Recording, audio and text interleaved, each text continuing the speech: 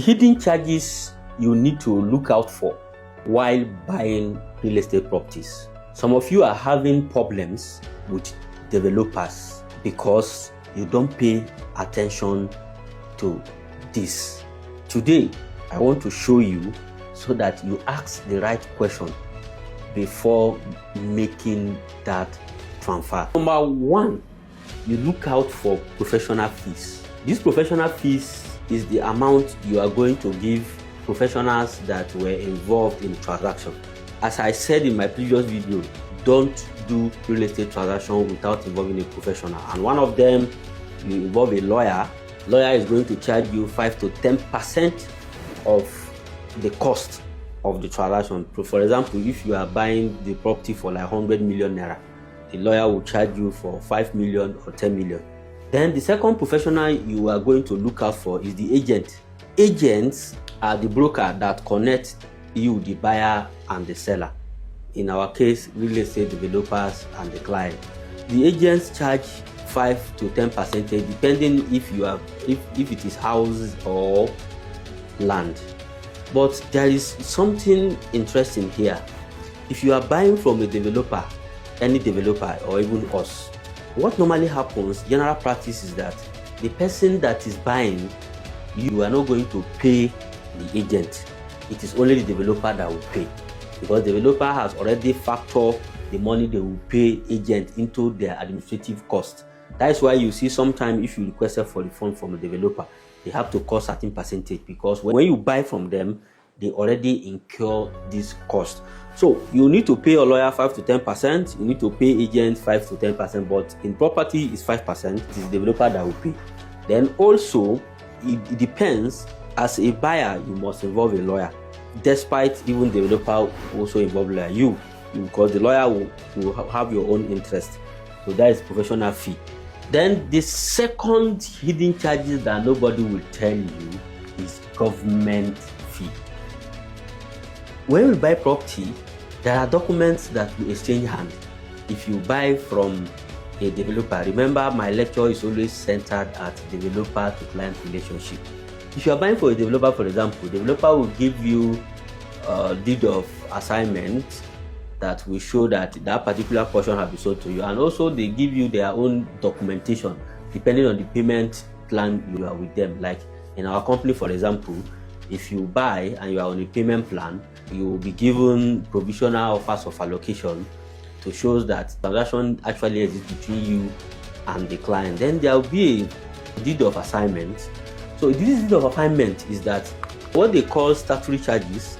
It is amounts ranging from 0.75 to 1.5% that you have to pay the government to register that agreement, so that the agreement, in case anything happens, the document can be used as an evidence. The court can say, okay, yes, we have recognized this as a legal document. Most important is the statutory charge. Then if it is land auction, we have a land registry that you pay so that the land can be registered, that it has been transferred from this person to this person. These are costs that it is outside your scope. So nobody will tell you, you have to know this and prepare for them. Then the next one is estate or development fees. You see, when you buy property from a real estate developer, for example, that's what we call development fee, like infrastructural charges. When an estate developer sells house to you, what they sell to you is that building that you are buying, or those that sell land in an estate, what they sell to you is land. When they sell this land to you, for you to make that place habitable, for the place to serve you, you need supporting facilities like power, water, the pavement, the infrastructure, the security, architecture, buildings. So this is called development fee, and they are going to charge you. This one doesn't have percentage. Know this one.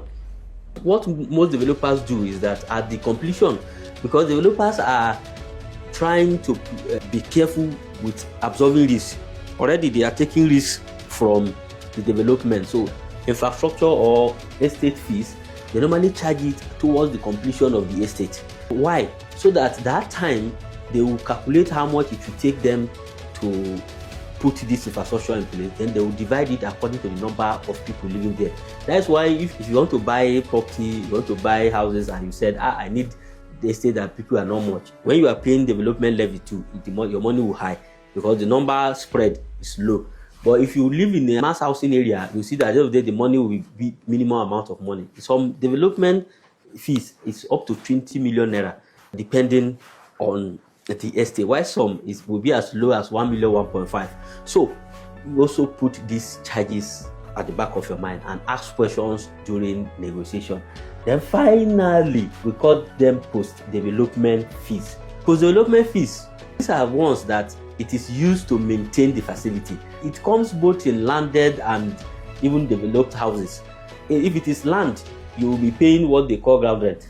You'll be paying government because, you know, according to Nigerian's Land Act, our land tenure system, every land, the one you say you have, you don't have it. Government owns all the land. They are only leasing the land for you for 99 years maximum. And because they lease the land to you, you'll be paying them yearly rental charges. If it is land, that is ground rent. Then if it is a house, it is called tenement rate. I mean, most of you, if you live in the city, most time you see government people knock your door. Then in addition,